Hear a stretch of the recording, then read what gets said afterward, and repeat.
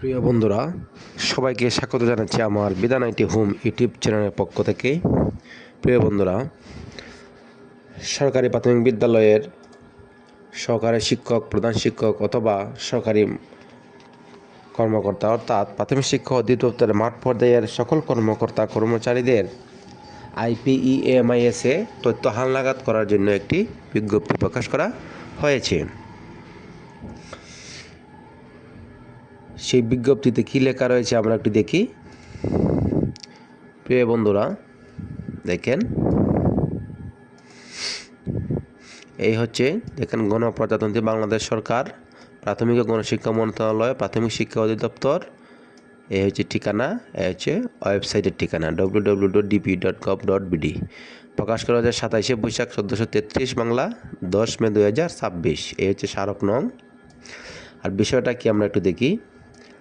IPEMIS-এ প্রাথমিক শিক্ষা অধিদপ্তর সহ মাঠ পর্যায়ের সকল কর্মকর্তা কর্মচারী এবং সকল প্রাথমিক বিদ্যালয়ের শিক্ষক ও প্রধান শিক্ষকগণের ব্যক্তিগত তথ্য হালনাগাদ করুন। অর্থাৎ যে মাঠ পর্যায়ে যারা সরকারি কর্মকর্তা কর্মচারী রয়েছেন প্রাথমিক শিক্ষা অধিদপ্তরের এবং সহকারী শিক্ষক এবং প্রধান শিক্ষকগণ রয়েছেন, সবাইকেই তাদের IPEMIS-এ তাদের তথ্য হালনাগাদ করতে হবে।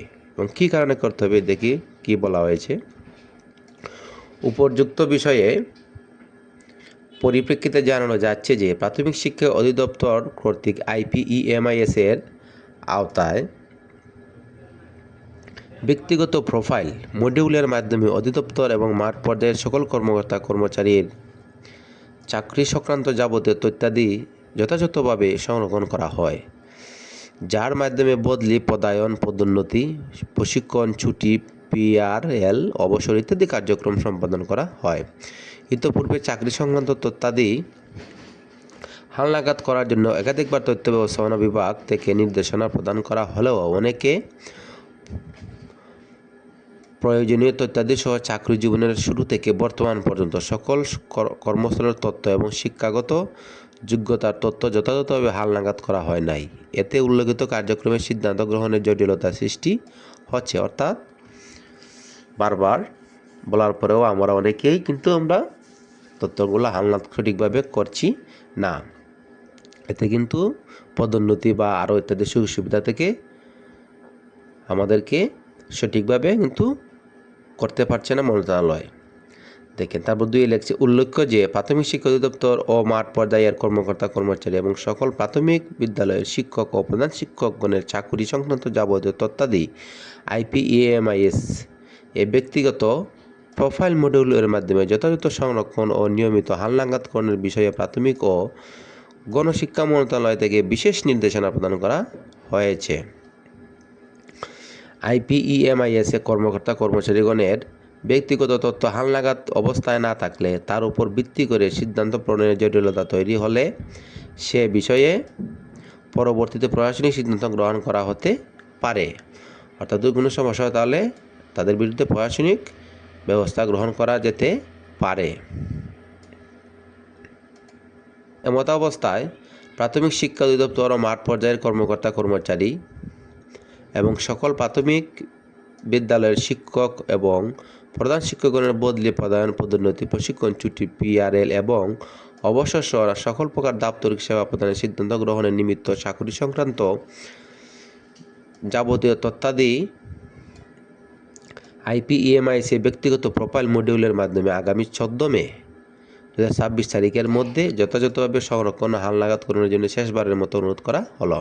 অর্থাৎ শেষবারের মতো অনুরোধ করেছেন প্রাথমিক ও গণশিক্ষা মন্ত্রণালয় যে 14 মের ভিতরে, আজকে হয়তো 11 তারিখ, আমি যে সময় ভিডিওটি করছি, 14 মের ভিতরে আপনাদের সবার ব্যক্তিগত প্রোফাইল IPEMIS-এ আপনারা প্রবেশ করে আপনাদের তথ্যগুলো হালফিল করে নেবেন।